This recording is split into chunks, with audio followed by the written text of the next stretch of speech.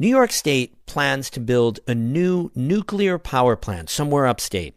Basically, it's the only way the state can reach its carbon emission reduction goals in time to matter for reducing climate change. Watertown-based Assemblyman Scott Gray wants it to be built here in the North Country. So he hosted 2 public information forums this month to try to build support.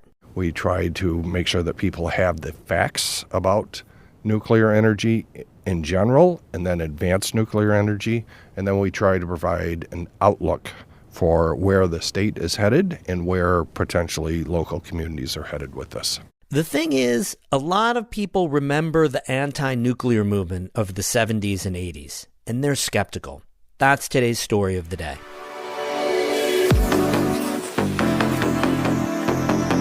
Support for Story of the Day comes from Pearsall Wealth Management at UBS Wealth Management USA, subsidiary UBS AG, member FINRA SIPC, 1 Broad Street, Glens Falls. Hey, I'm David Sommerstein. It's Thursday, November 20th. First up, a Republican state assemblyman who represents a portion of the Adirondacks has announced he's running to replace Elise Stefanik in Congress. Robert Smullen launched his campaign this morning. In a press release, Smullen said his priorities would be to, quote, restore fiscal sanity, secure the border, and support law enforcement and defend veterans. Smullen served in the U.S. Marine Corps for 24 years. He was first elected to the state assembly in 2018.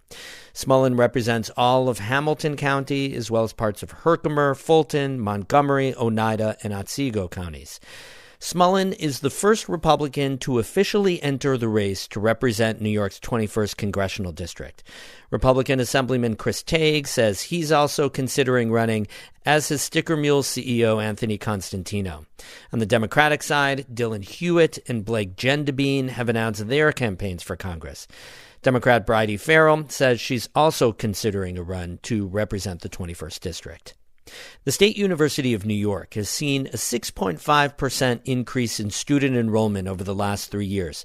That's including a nearly 3% increase just this year. Community college enrollment is up 5%, following the launch this fall of the SUNY Reconnect program, which offers free tuition in high-demand fields like manufacturing and nursing. But as the New York Public News Network's Andrew Waite reports, the number of international students is down at SUNY. Even as SUNY continued its 3-year trend of increasing enrollment, one demographic group saw a noted drop. SUNY's international student population fell by nearly 4% this year, including a decline of nearly 14% at the graduate level. SUNY Chancellor John King said the Trump administration's efforts to limit international students is short-sighted. If you look at the CEOs of companies in Silicon Valley who are driving so much economic innovation for the country, many of them came as international students. King said SUNY has seen the canceling of roughly $60 million in federal grant funding, curtailing everything from research to student support services. Reporting in Albany for the New York Public News Network, I'm Andrew Waite. The federal government has canceled naturalization ceremonies for new citizens in many counties across New York. The ceremony is the last step in the U.S. citizenship process. Hussein Adams is the executive director at the American Civic Association. The organization guides people through the naturalization process. You know, we have a lot of clients that we take through the entire process from beginning to end. So, you know, it's the final step, if you want to say, a mandatory step at that, you know, must be taken, you know, the swearing in to become a citizen. U.S. Citizenship and Immigration Services sent letters to 7 county clerks, including in Washington County, informing them that scheduled naturalization ceremonies would be halted indefinitely. In a statement, a spokesperson for the agency said it had determined that the county courts, quote, do not meet the statutory requirements to conduct naturalization ceremonies. The spokesperson said people scheduled for ceremonies at those courts will still be able to continue their naturalization process. Their appointments will be rescheduled. The U.S. Northern District Court System says on its website it's holding a naturalization ceremony in Plattsburgh on March 28th next year. It's unclear whether this new directive cancels that event.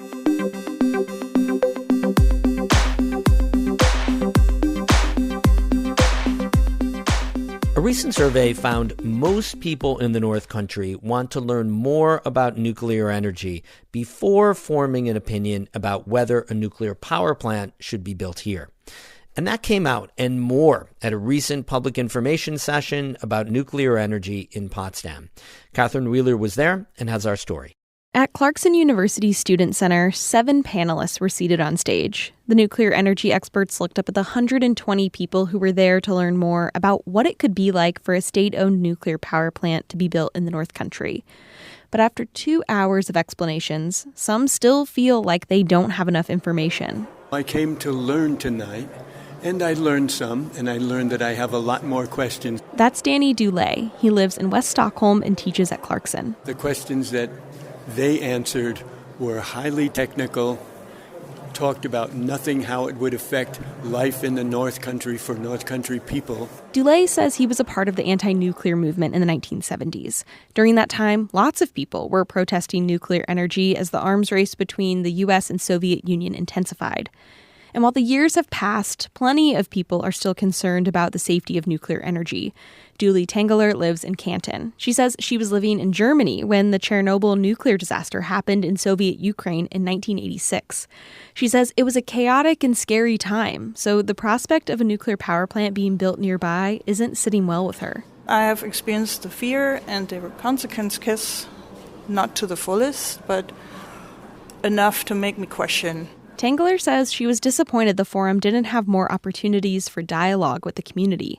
She says on top of her safety concerns, she wishes New York State would put the money it will spend on a nuclear facility behind other renewable energy efforts.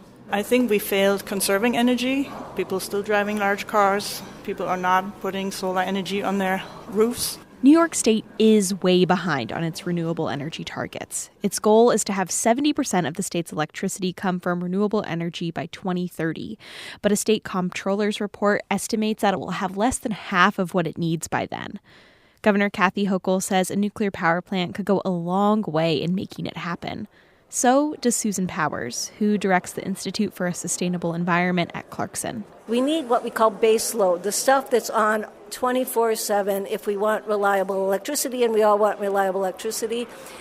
But it's either nuclear growth or back to fossil fuels. Scientists agree fossil fuels are driving climate change. Powers says we have to start relying on wind and solar power if we want to stop the planet from overheating, but it's not enough. So, yes, we have all this renewable, we need all the renewable, but that's just not sufficient. And so, you know, when you look at nuclear versus fossil fuels, nuclear has a lot of benefits. Powers says she's supportive of nuclear energy, but scaling up will take a while. She says most people aren't thinking about this issue from a climate perspective, rather an economic one. They're related to jobs, and does that mean local jobs, or are we going to import the trained people from elsewhere? It's about cost. What is it going to do to the cost of my electricity, and what are the local benefits? That's exactly what Potsdam resident Shelley Lindahl wants answers on. I hate to be that cynical person, but if and when it's built, the guy was talking about, all these jobs are going to go to local people. Really? I just do not believe that. Lindahl says she wants to see some guarantees on jobs and affordable electricity. She says she also has concerns about security and waste storage. Lindahl says overall, she didn't hear a balanced perspective from the panelists, and that made it difficult to fully grasp the issue. These were a lot of researchers and pro-industry people. They did not have any people bringing a counterpoint to that, and they left that to the audience members who are obviously far less educated, myself included. Despite not getting all of his questions answered, Danny Dulé says the forum was a good first step that opens the door for more discussion. It's on our part to make sure that if it's done here, it's done right and done well for the benefit of our people here. The New York Power Authority is just now accepting initial proposals from communities that are considering hosting the facility. So there's a long road to go before plans and a location are solidified. Besides the North Country, other regions are expected to put their names in the hat, including in central and western New York, both of which host nuclear power plants already.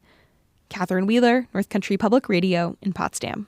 We have more news all the time on our website, ncpr.org. Music today by Lost in Beijing of Keene and Danny Thomas of Canton. I'm David Summerstein, North Country Public Radio.